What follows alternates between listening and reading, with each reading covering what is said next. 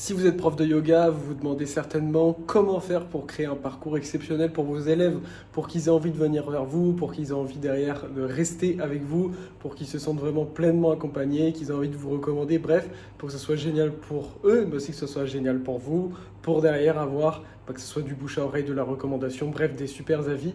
Je vais vous partager un extrait d'une conférence dans laquelle on a partagé un tout petit groupe de profs de yoga lors d'un séminaire, tout simplement, la manière pour créer un parcours client exceptionnel pour ses élèves. Donc je vous laisse avec l'extrait de ma conférence. Ok, on va pouvoir du coup démarrer. On va voir aujourd'hui une partie de ce qu'on voit aujourd'hui, c'est comment créer un parcours client exceptionnel. Déjà pour commencer, à votre avis, où démarre le parcours client? Si on prend un accompagnement du yoga en ligne par exemple, à partir de quand ça démarre le parcours client? Tu peux me donner genre un exemple, ça peut démarrer où le parcours client?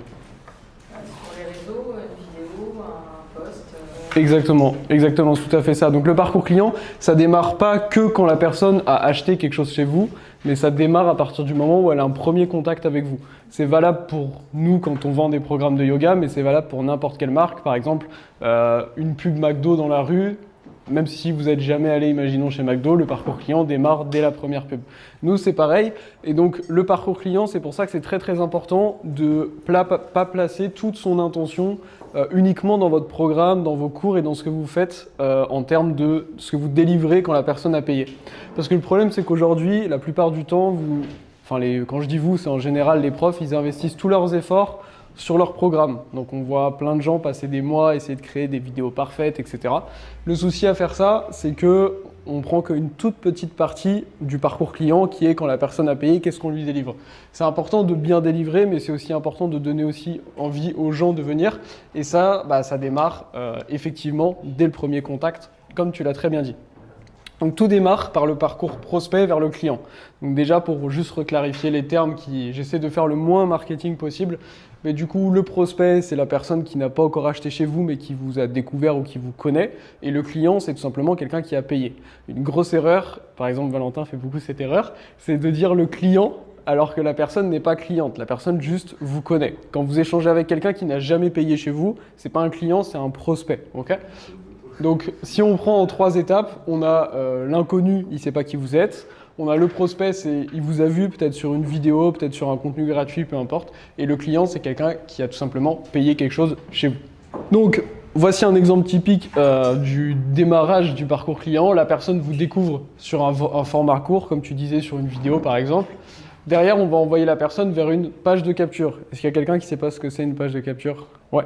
Donc la page de capture, en fait, c'est quand on redirige les gens vers un contenu gratuit. Donc c'est une page d'inscription où tu vas pouvoir laisser par exemple ton mail et ton prénom et en échange tu vas avoir quelque chose de gratuit. Ça peut être des e-books, ça peut être des challenges, des vidéos de formation. Nous, dans la formation, on vous recommande dans le niveau 1, c'est de faire des challenges ou des immersions. Donc c'est un ensemble de petites vidéos qui va construire de la relation avec le prospect. Et ensuite, dans un deuxième temps, quand vous êtes plus avancé, on peut faire des vidéos de vente, mais il y aura un atelier sur ça d'ailleurs dans le week-end, donc on verra ça plus tard. Donc la personne, elle arrive sur une page de capture sur laquelle elle laisse son mail, son prénom, et elle tombe sur une page où on lui partage de la valeur. Alors, ça veut dire quoi de la valeur? On entend beaucoup ce terme, pour ceux qui suivent un petit peu des choses marketing, on entend toujours le mot valeur. Valeur, on pourrait dire ça, connexion de qualité avec le prospect, en fait, tout simplement. Donc, si on peut prendre un exemple aujourd'hui, est-ce que quelqu'un pourrait me donner sa niche ou ce sur quoi il veut travailler? N'importe qui.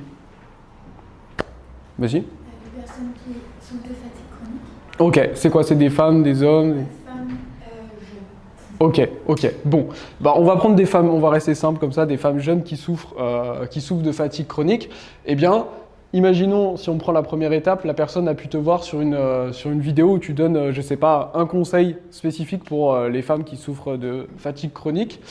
Ensuite, à la fin de cette vidéo, tu vas dire j'ai préparé une immersion de 3 jours gratuite où dedans, je vous partage tous mes conseils pour régler ces problèmes de fatigue.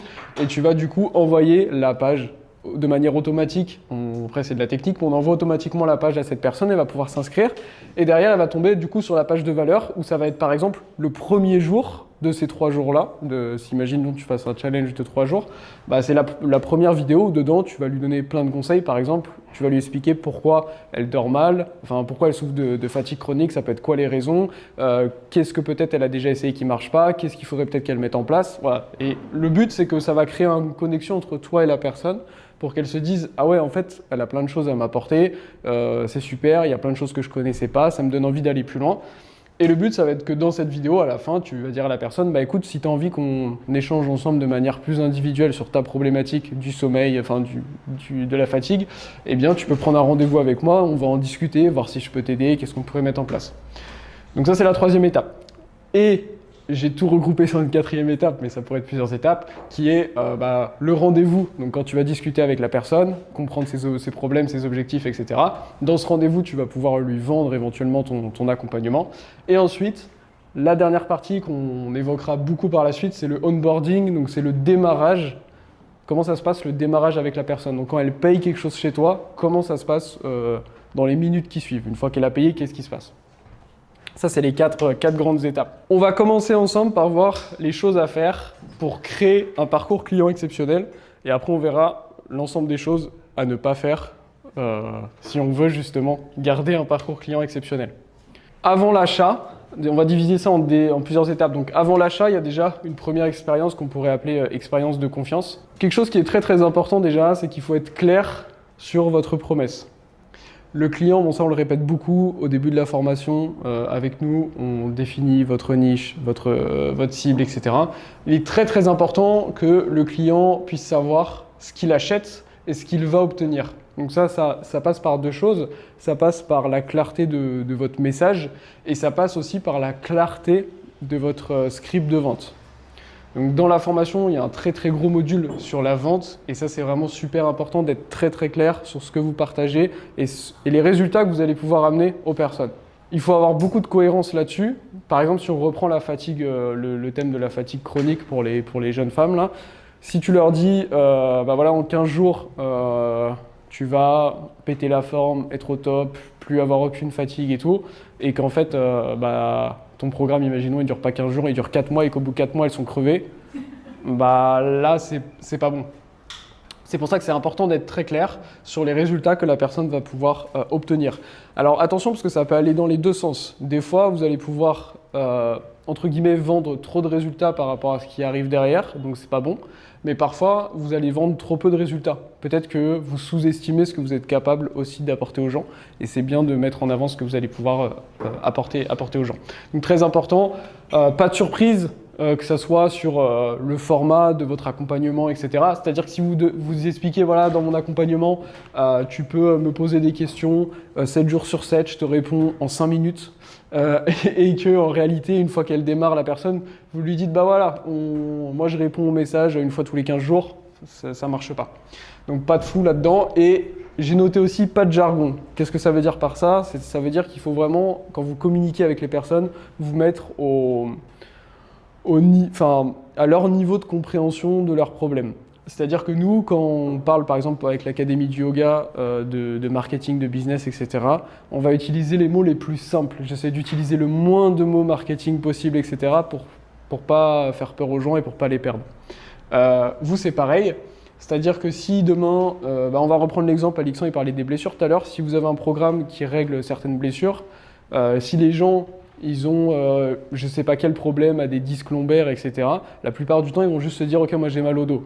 Donc si vous êtes en train de parler de disques lombaires et tout et qu'ils ne savent même pas ce que c'est, ça va pas marcher. Donc c'est important de vous mettre au niveau de la personne. C'est pas péjoratif, c'est à son niveau sur ce sujet-là. Un point qui aide beaucoup, c'est en tout petit, j'ai pas pu la mettre en plus grand parce que je voulais tout mettre dessus, mais je vais vous détailler chaque point. Il y a un point qui est très important, j'ai cherché un terme simple, j'ai noté créer sa page de confiance. Ce que vous pouvez faire sur ça, si vous voulez, vous pouvez le prendre en note et je vous invite après à vous-même, je pense qu'on ne va pas avoir le temps aujourd'hui, mais à vous-même créer votre page de confiance ensuite. Donc ça, vous pouvez le faire par exemple sur mon outil yoga. Pour ceux qui sont sur mon outil yoga, il suffit de créer une page et vous pouvez tout mettre dedans. On va voir qu'est-ce que c'est une page de confiance et à quoi ça sert. La page de confiance, c'est une page qu'on va envoyer avant le rendez-vous avec quelqu'un. Donc si on reprend le parcours du client type tout à l'heure, on avait dit que, par exemple, on partageait une vidéo de valeur avec des conseils pour ne plus être fatigué de manière chronique, etc. et qu'on proposait à la personne de prendre un rendez-vous avec nous. Le but de cette page de confiance, c'est de lui envoyer avant le rendez-vous et que elle arrive au rendez-vous et qu'elle soit déjà convaincue, qu'elle ait déjà limite envie de sortir sa carte bleue pour payer avec vous. Parce que ça lui correspond, attention.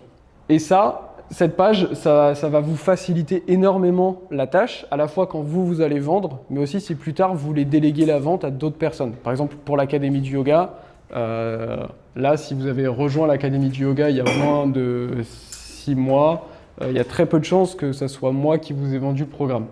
Et le fait que quelqu'un d'autre puisse le vendre à ma place, ça joue énormément le fait qu'il y ait des vidéos de moi avant qui créent de la confiance et qui donnent envie aux gens d'acheter. Donc pour créer cette page de confiance, donc moi j'ai utilisé, là je vous ai mis un exemple de mon programme de yoga à moi et c'est ma page qui est en capture d'écran, donc c'est exactement pareil.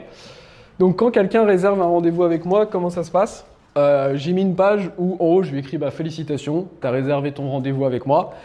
Et j'ai noté en rouge, il est primordial que tu regardes les vidéos qu'il va y avoir sur cette page parce que ça t'explique tout sur mon accompagnement, comment ça fonctionne, si c'est fait pour toi. Et il faut que tu les regardes avant notre appel, sinon j'annulerai notre appel. Un petit truc qui peut être fait, c'est j'envoie cette page par message à la personne et je lui dis regarde bien cette page parce que je vais te poser des questions sur cette page pendant notre appel. Donc si tu ne l'as pas vu, moi je le saurai tout de suite et j'annulerai notre rendez-vous. Un point qui est important quand on fait ce genre de truc, de dire regarde cette page, sinon je vais annuler notre rendez-vous, etc., c'est que ça inverse la dynamique de vente. Aujourd'hui, les gens, ils ont toujours l'habitude qu'on fasse du forcing pour leur vendre des choses. Il y a du marketing partout. Ce qui fait que les gens, ils sont plus réticents à acheter des choses, mais il y a aussi ce process de oui, le client est roi, donc c'est moi qui décide comment ça va se passer, etc. Vous, en tant qu'expert dans votre problématique, c'est vous qui êtes expert, c'est pas la personne. Donc si on reprend la fatigue chronique, c'est pas toi qui as besoin que la personne elle achète ton programme, c'est la personne qui a besoin de ton programme en fait. Et ça, il faut que la personne elle en prenne conscience. Et ça se passe dès les premiers échanges avec la personne, de dire que c'est toi qui décides comment ça se passe et que c'est pas l'inverse. Donc pour cette page de confiance, moi j'ai une première vidéo dans laquelle je dis j'explique comment va se passer le rendez-vous. Donc je dis voilà, bravo, tu as réservé ton rendez-vous avec moi. Ça va se passer sur, là vous dites comment se passe le rendez-vous, donc par exemple sur un appel ou sur une visio, etc. Sois bien là à l'heure, et regarde les vidéos ci-dessous. Et en dessous, moi j'ai mis une petite séquence avec plusieurs vidéos et je réponds en fait aux questions qui sont les plus posées par les personnes. Comme ça, j'enlève les problématiques, enfin les questions qu'on va très souvent me poser en rendez-vous. Donc par exemple, j'ai une première vidéo où je me présente. Je dis qui suis-je, comme ça je partage rapidement mon parcours. Alors attention, il ne faut pas raconter sa vie. Là, ma vidéo, elle dure peut-être 2-3 minutes maximum. Si vous mettez une vidéo de 20 minutes où vous parlez de quand vous étiez enfant, vous avez un chien et tout, ça sert pas à grand-chose. Ensuite, j'ai une première vidéo où j'explique comment j'accompagne mes élèves et comment fonctionne ma méthode. Donc là, j'explique rapidement comment je travaille avec mes élèves, comment ça fonctionne, etc. Je réponds à la question, quoi. Ensuite, j'ai une vidéo sur quel est le tarif du coaching. Parce que, pour rappel, on ne donne pas de prix avant d'avoir eu l'échange avec la personne, pour une raison très simple. C'est que la personne ne peut pas se rendre compte de la valeur de ce qu'on lui propose avant qu'on lui ait tout pitché, en fait. C'est-à-dire que si vous dites aujourd'hui, ok, j'ai un programme sur le stress, on ne sait pas ce qu'il y a dedans, on ne sait pas comment est l'accompagnement et tout ça. Donc si vous donnez juste un prix, la personne ne peut pas se rendre compte de la valeur de ce qu'il va y avoir dedans. C'est pour ça qu'on passe par un rendez-vous, etc. Et donc pour la question combien coûte le coaching, moi dans ma vidéo j'explique que j'ai des accompagnements individualisés, que je vais avoir différents niveaux d'accompagnement. Déjà il faut que je me rende compte si je peux vraiment aider la personne ou pas, que c'est pour ça qu'on passe par un rendez-vous. Et que si je vois que je peux l'aider, je pourrais essayer de lui proposer la solution la plus adaptée. Voilà comment je réponds à la question de tarif sans y répondre. Et en bas, j'ai mis des témoignages clients. Donc vous pouvez mettre des captures d'écran, vous pouvez mettre des vidéos. Là, j'ai Mathilde qui m'a fait une vidéo où il y avait une combinaison de plein de témoignages. Mais voilà, l'idée c'est de rassurer les personnes. Et en fait, le but c'est qu'à la fin d'avoir visionné la page, la personne se dise « Ah ouais, c'est exactement fait pour moi » et qu'elle a envie d'acheter quelque chose avec vous. Une fois que la personne achète, ce qui est très important, c'est le mot que j'utilisais tout à l'heure, c'est le onboarding, donc ça veut dire le démarrage. en français. Il faut que le onboarding soit fluide et rassurant. Par exemple, quand vous achetez quelque chose au sein de l'Académie du yoga, quand vous achetez notre accompagnement, systématiquement, la personne qui vous a vendu le programme programme un rendez-vous de démarrage avec vous en vous disant vous allez avoir un rendez-vous avec telle personne, ça va se passer à telle date et pendant ce démarrage, on va prendre le temps de tout vous expliquer. Ensuite, il y a le rendez-vous de démarrage et pendant le rendez-vous de démarrage, on vous donne tous vos accès, on vous explique, on prend le temps de vous montrer comment fonctionnent les coachings de groupe, le suivi individuel, etc. Il est important que les gens ils soient rassurés et qu'ils comprennent exactement ce qu'ils vont pouvoir obtenir. Avec mon programme de yoga, vu que c'est plus léger, on va dire, la partie accompagnement, directement, moi, quand je fais la vente, j'attends pas 2 semaines. Sur le moment, je dis à la personne, donc voilà, si tu veux nous rejoindre, on fait le paiement maintenant et comme ça, je vais pouvoir te débloquer tes accès. Et donc, en fait, moi, j'envoie les accès après à la personne et je lui explique en direct comment se passe le coaching, etc. Ce qui permet à la personne de directement démarrer parce que s'il y a un laps de temps trop long avant qu'elle accède à du contenu, etc., on risque de la perdre. Là, je reviens au même mot, pas de surprise, pas de trucs flous et pas de jargon trop technique. Très important, le but c'est de créer une connexion aussi émotionnelle immédiate avec les personnes. Donc le but c'est d'avoir un message ou un contact avec la personne le plus rapidement possible pour prendre de ses nouvelles et faire un bon onboarding et planifier sa prochaine étape. Si vous faites le onboarding en direct, ce que je vous recommande de faire, surtout si vous faites les trucs un peu seul, etc., c'est la personne paye, directement vous lui donnez les accès et vous lui dites direct c'est quoi ta prochaine étape. Il ne faut pas laisser la personne dans le vague. Donc si par exemple, on reprend le cas de la gestion, de retrouver de l'énergie quand on a la fatigue chronique, ça peut être écoute, je t'ai débloqué tes accès, là tu as une première semaine. Et la première étape, ça va être dans 8 jours, on se cale un rendez-vous et on fait un point sur comment s'est passée ta première semaine, ce que tu as pu mettre en place, etc. Il faut que la personne elle a toujours une prochaine étape de ce qui va se passer, sans quoi on risque de la perdre et elle manquera de motivation. Aujourd'hui, un des plus grands freins des personnes, c'est tout simplement le fait qu'elles suivent pas ce qu'elles achètent en fait. La plupart des gens, je sais plus c'est quoi les stats, je sais plus c'est 75% au moins des gens qui achètent des programmes même jusqu'à 10 000 €. S'il n'y a pas d'accompagnement, la plupart des gens même n'ouvrent pas le programme. Même sur des offres jusqu'à 10 000 €. Donc les gens, ils ont besoin, comme des enfants, qu'on les pousse, qu'on s'occupe d'eux, etc. À titre personnel, je ne comprends pas pourquoi, mais c'est comme ça. Par exemple, nous, dans l'Académie du yoga, au début, il y avait un suivi individuel dans le sens où les gens pouvaient poser leurs questions, avoir des réponses, mais on s'est rendu compte que même s'ils pouvaient poser leurs questions de manière individuelle, il y a plein de gens qui ne faisaient rien, alors que pourtant, pour moi, c'était un projet important de base pour eux. Donc, on a rajouté des coachs individuels, comme Flavien et Fanny, qui, chaque semaine, vont envoyer des messages à nos élèves pour dire « t'as fait quoi cette semaine ? Comment ça s'est passé ? Qu'est-ce que t'as fait ? Qu'est-ce que t'as pas fait ?» pour rendre la personne, je sais pas comment dire en français, rendre des comptes. Elle doit rendre des comptes pour la pousser à suivre les choses. Et aujourd'hui, ça c'est une grosse différence. Beaucoup de gens se disent « ouais Sacha, comment je fais pour vendre un programme par exemple à 500 € sur le stress, imaginons, alors qu'il y a des applications sur le stress à 9 €. Une des raisons majeures, c'est que peut-être que dans votre accompagnement à 500 €, chaque semaine, vous prenez des nouvelles de la personne. Et en vrai, ça pourrait s'arrêter juste là. Parce que la plupart des gens, sinon, ils vont acheter une application, ils vont l'ouvrir une fois et c'est terminé. Donc le fait de faire un suivi avec les personnes, c'est ça qui vaut de l'argent. Aujourd'hui, quelqu'un qui prend par exemple un coach sportif qui va payer, 60 € de l'heure et il va faire 2 séances par semaine, ça fait 120, 240, ça fait 480 € par mois. Et très souvent, les coachs en salle, dans des salles lambda, on est d'accord, ils ne servent pas à grand-chose, ils sont là pour discuter, etc. Donc les gens payent 500 € par mois juste pour rendre des comptes à un coach, sinon ils ne vont pas à la salle de sport. Donc ça, c'est un gros point, c'est de planifier les étapes avec les gens et de leur montrer que vous êtes là pour eux. Autre point très important, avoir j'aurais dû le noter en français, désolé, un quick win, une victoire rapide, vraiment le plus rapidement possible. Un quick win, c'est quoi ? C'est un tout petit truc où les gens ils vont voir qu'ils ont un résultat. J'ai entendu une histoire, c'était quelqu'un qui faisait de la formation aux États-Unis sur comment économiser de l'argent, préparer sa retraite, etc. Et ce qu'il faisait faire aux personnes, c'était quand les gens achetaient la formation, il leur disait directement maintenant tu vas sur ton compte en banque et tu ouvres un compte secondaire et tu planifies un virement de genre 10 $ ou 50 $, je ne sais plus par mois, pour te créer un compte de sécurité. Et c'est ce qu'il leur disait de faire. Et le fait qu'il fasse ça, il a eu un engagement des gens beaucoup plus haut sur son programme derrière.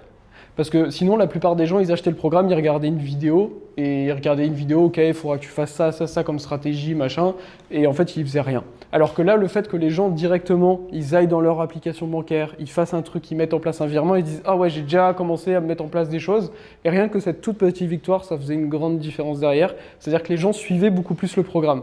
Juste parce qu'ils avaient fait une micro-action qui leur apportait, on appelle ça une petite victoire, mais en fait, c'est juste le fait qu'ils passent à l'action. Donc, ça peut être n'importe quelle chose. Je sais que, par exemple, j'ai un ami coach sportif, lui, ce qu'il faisait pour apporter une victoire rapide, c'était quand les gens démarraient, il leur faisait écrire je crois que c'était une lettre à l'univers ou une lettre à eux-mêmes, je ne sais plus, en disant, bah voilà, le programme dure 3 mois, donc dans 90 jours, je veux avoir atteint tel résultat physique, je veux me sentir comme ça, comme ça. Et le fait qu'ils écrivent des choses, et après, ils devaient les fixer sur leur frigo pour voir tous les jours la lettre. Et ça faisait qu'ils étaient beaucoup plus engagés dans le programme. Donc réfléchissez comment il peut y avoir un quick win le plus rapidement possible. Nous, ce qu'on fait, par exemple, dans l'Académie du yoga, c'est qu'au début, directement, vous avez un travail à faire pour avoir un rendez-vous avec moi pour valider votre niche et on valide votre niche ensemble. Et le but, c'est qu'on le fasse rapidement pour que rapidement vous ayez une victoire de « Ok, j'ai commencé à avancer parce que j'ai défini ma cible et il y a des choses qui se mettent en place ». Avec mon programme de yoga, par exemple, moi, je demande aux personnes, à la fin de leur première semaine, ils ont un truc à m'envoyer en vidéo et je leur fais un retour. Et du coup, en moins d'une semaine, ils ont déjà « Ok, j'ai envoyé un truc à Sacha, il m'a fait un retour ». Donc, il y a une action avec un résultat positif. Également, très important, il faut créer un environnement de progression visible. C'est-à-dire que peu importe votre thématique, il faut que la personne elle se voit progresser, il faut que le client il se voit évoluer. Par exemple, Anne, sur le yoga du visage, il faut que la personne rapidement elle se dise « Ah ouais, j'ai eu des changements visibles rapides ». C'est valable dans n'importe quelle thématique. Si vous vous demandez comment c'est possible dans votre thématique, n'hésitez pas à m'interrompre parce qu'il n'y a aucune thématique, je pense, où c'est pas possible. Ok, donc là, on a vu un peu tout le début du parcours et le démarrage. Ensuite, il y a pendant le parcours, donc l'expérience de transformation de la personne. Donc déjà, très important d'avoir un rythme clair et plus ou moins constant sur ce que vous apportez. Si vous mettez un truc trop lent et pas adapté, on va reprendre le yoga du visage du coup, si la personne, dès le démarrage, je sais pas, elle fait, imaginons, la première semaine, un bilan de son visage, imaginons, et que ça prend 3 semaines à ce qu'elle ait un retour sur c'est quoi ton bilan et qu'est-ce qu'on va mettre en place, c'est trop lent, la personne, elle a déjà abandonné, il ne se passera rien. Si c'est trop rapide, je pense notamment, on avait une élève dans l'académie du yoga qui n'est plus là, elle voulait aider des femmes qui étaient surchargées. Et elle m'a dit « Non, moi Sacha, tous les jours je leur mets une séance, ça dure 90 minutes, c'est comme ça, pas autrement. » Je lui dis « Ok, mais il n'y a personne qui va acheter en fait. Là c'est trop rapide, il y a trop de contenu, c'est pas adapté, la personne elle va jamais suivre. » Il faut vous rappeler que votre accompagnement, le but c'est d'amener le plus de résultats aux personnes, mais qu'elles fassent le moins d'efforts possible. Okay. Même si vous adorez partager plein de contenu, etc., le but c'est que la personne ait les résultats de pourquoi elle est venue en faisant le moins d'efforts possible, et c'est ça qui augmente la valeur de votre offre. Donc il faut structurer votre accompagnement avec une cadence la plus régulière possible. Évidemment, il peut y avoir certains changements par rapport à votre niche, machin, etc. Mais malgré tout, c'est-à-dire que si la personne, semaine 1, elle a 6 heures de contenu à faire, semaine 2, elle a 30 minutes, semaine 3, elle a 4 heures, c'est très compliqué. Pareil, si vous dites, bon là, on se fait un bilan chaque semaine, après c'est tous les 3 mois, après, il y a besoin de cadre et de simplicité. Également, pour avoir un parcours client top, il faut des points de contact humains réguliers. C'est ce que j'expliquais déjà tout à l'heure, c'est rendre le client, je ne sais plus comment on dit en français, rendre des comptes, voilà. Il doit sentir qu'il n'est pas seul, proposer peut-être des lives en individuel ou en groupe, des questions-réponses, des choses comme ça. Tout ce qu'on vous dit là, c'est ce que nous on fait, Alexandre et moi, dans nos programmes respectifs, et c'est ce qu'on fait dans l'Académie du yoga, c'est exactement la même chose. Également, célébrer les réussites des personnes. Par exemple, s'il y a des victoires, des réussites, je sais pas, vous faites un programme pour quelqu'un qui a, je sais pas, de l'anxiété sociale. Bon, je sais pas, il a réussi à aller dans une soirée, j'en sais rien. Boum, et on peut mettre en avant, vous pouvez créer une communauté. Par exemple, sur mon outil yoga, on a un onglet communauté. Vous pouvez créer vos réussites et les gens peuvent poster leurs réussites. L'idée, c'est de motiver les gens entre eux. Également, vous pouvez mentionner leur progrès lors des directs. Vous faites un direct, vous répondez aux questions et par exemple, je sais pas, je vois il y a X qui est là et qui m'a envoyé un résultat cette semaine. Je dis d'ailleurs il y a X qui est là, félicitations pour ces résultats, etc. La personne se sent valorisée. Okay, c'est important que les gens se sentent vus, accompagnés. Après la transformation, l'expérience de fidélisation. Un truc qui est vraiment très très important pour vous et pour les clients, mais même si, imaginons qu'on mette complètement le client de côté. Si on pense d'un point de vue ultra égoïste, le but c'est que le client il soit le plus content possible. Il y a trop de gens aujourd'hui, on parlait des formations de business un peu pourries avec Alexandre là tout à l'heure, il y a plein de gens, ils veulent juste vendre, avoir des nouveaux clients, vendre des nouvelles formations, etc. Et ils s'en fichent de leur produit. C'est important que votre produit soit bien, mais il faut que ça soit bien pour le client, mais aussi pour vous d'un point de vue égoïste. Pourquoi ? Même si vous pensez que à vous, quand quelqu'un va être super satisfait de ce que vous faites, il va avoir envie d'acheter une suite, il va avoir envie de vous recommander. Et ça, c'est vraiment un point vraiment très très important d'un point de vue égoïste du coup, de penser en fait à avoir un super programme. Une phrase qui est souvent dite en marketing, c'est que si un client est content et qu'il vous recommande, il vous ramènera peut-être 1-2 clients. Par contre, un client qui est mécontent, il peut vous en faire perdre 10 quoi. Donc toujours penser à ça. À la fin de l'accompagnement, ne laissez pas les gens partir dans la nature. Est-ce que quelqu'un peut me donner une autre niche ? Les femmes en ménopause. Ok, les femmes en ménopause. Leur problème, c'est quoi leur problème en gros ? Que tu vas les aider à régler ? Les symptômes de la ménopause. Ok. Si tu peux m'en citer 2-3 que... Bouffée de chaleur. Ok. Autre chose que bouffée de chaleur ? Fatigue, insomnie. Ok. Très bien. Imaginons, pendant 4 mois, tu les as aidés à enlever leur bouffée de chaleur, à avoir beaucoup moins d'insomnie, être plus en forme. À la fin des 4 mois, au lieu de leur dire salut, t'as réussi, c'est bien, ciao, à la fin, tu peux leur dire ok, super, maintenant, t'as plus ces problèmes-là. Qu'est-ce que tu veux faire maintenant ? C'est quoi la suite ? C'est quoi tes objectifs ? Peut-être que maintenant que tu as retrouvé de la forme, tu as envie, je sais pas, peut-être qu'il y en a qui ont envie de travailler plus l'esthétique de leur corps ou, je sais pas, retrouver encore plus d'énergie, aller plus loin, refaire peut-être plus d'autres activités ou autres. Et ça, c'est les prochains objectifs de la personne. Parce que chaque fois qu'on règle un problème, derrière, il y a potentiellement un autre problème qui peut arriver ou un autre objectif.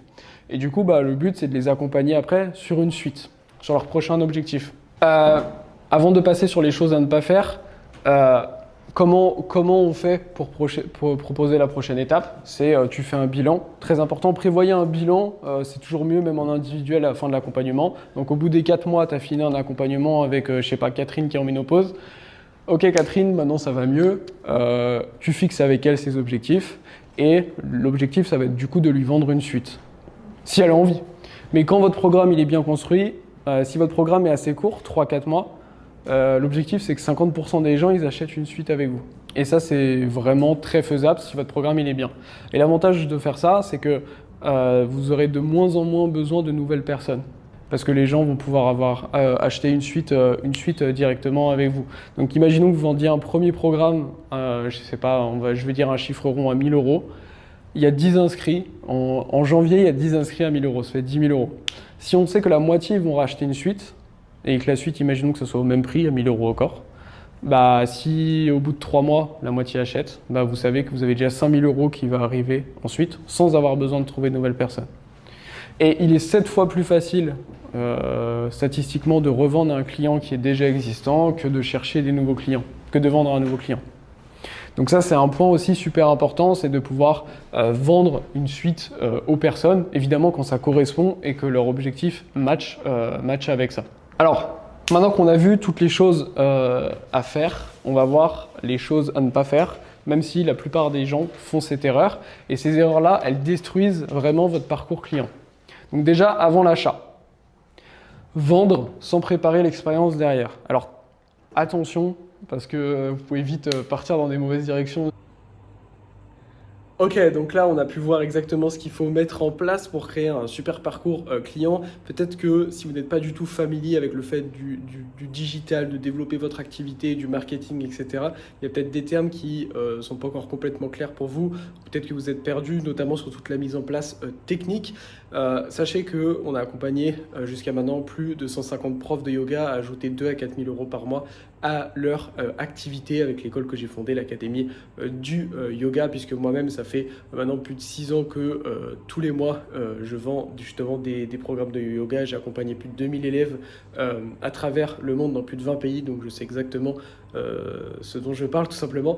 Dans la suite de la conférence, je partage justement quelles sont les erreurs à ne surtout pas faire, mais je ne peux pas tout vous partager non plus comme ça sur YouTube. Si vous souhaitez qu'on discute avec vous, voir si on peut vous aider à développer votre activité et vous donner aussi des conseils personnalisés, vous pouvez prendre dans la description un rendez-vous offert qui dure 15 minutes avec nous. Dans ce rendez-vous, il n'y a rien à vous vendre. Le but, c'est juste de faire le point avec vous, voir si on peut vous aider, vous donner des conseils. Si on voit qu'on peut vous aider, on vous proposera éventuellement d'autres rendez-vous pour voir quel plan d'action on pourrait mettre en place pour vous, etc. Mais voilà, n'hésitez pas à réserver cet audit gratuit d'à peu près 15 minutes dans lequel ça va vraiment vous aider à y voir plus clair. Je vous laisse le lien dans la description. À très vite.